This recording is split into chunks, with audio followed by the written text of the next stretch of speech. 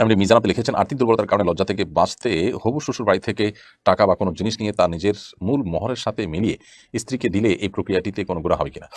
আহ, আর্থিক দুর্বলতা থেকে বাঁচার জন্য হবু শ্বশুর বাড়ি থেকে টাকা পয়সা জিনিসপত্র আপনি নেবেন, এই নেওয়াটা তো যৌতুক, এটা তো নেওয়ার কোনো রাইট আপনার নাই। আহ, স্ত্রীর মোহরের সাথে মিলিয়ে আপনি স্ত্রীকে দিলেন, অর্থাৎ আপনি বোঝাতে চাচ্ছেন যে তাদের কাছ থেকে নিয়ে আবার তাদেরকেই ব্যাক করলেন ঘুরিয়ে ফিরিয়ে, দিয়ে আপনার সম্মান রক্ষা করলেন যে আপনি দিচ্ছেন, আসলে তাদের জিনিসই তারা দিলেন। তো এটা এক ধরনের চালাকি, এটা এক ধরনের ছলচাতুরি। মোহর আপনি দিয়েছেন, কিন্তু তাদের স্ত্রীকে আলাদা কিছু হাদিয়া দিতে হবে, সেটা আপনার কাছে নাই, তো তাদের কাছ থেকে নিয়ে আবার তাদের মেয়েকে দিলেন। এই ধরনের চালাকি করার তো আসলে প্রয়োজন নেই।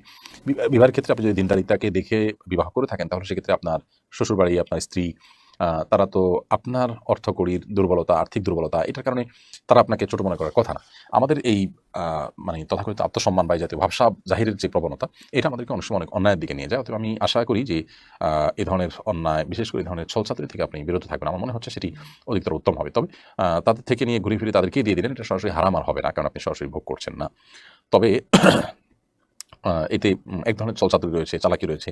আবার আপনার সামাজিকভাবে যৌতুকের যে অপরাধ, সে অপরাধটা এখানে বাহ্যিকভাবে হচ্ছে, যদিও সেগুলো আপনার হবে না, যেহেতু আপনি নিয়ে নিজে ভোগ করছেন না, আপনি এটা কৌশল করছেন। সো এভয়েড করাটা আমার মনে হচ্ছে ভালো হবে, কিন্তু সরাসরি হারাম হবে না।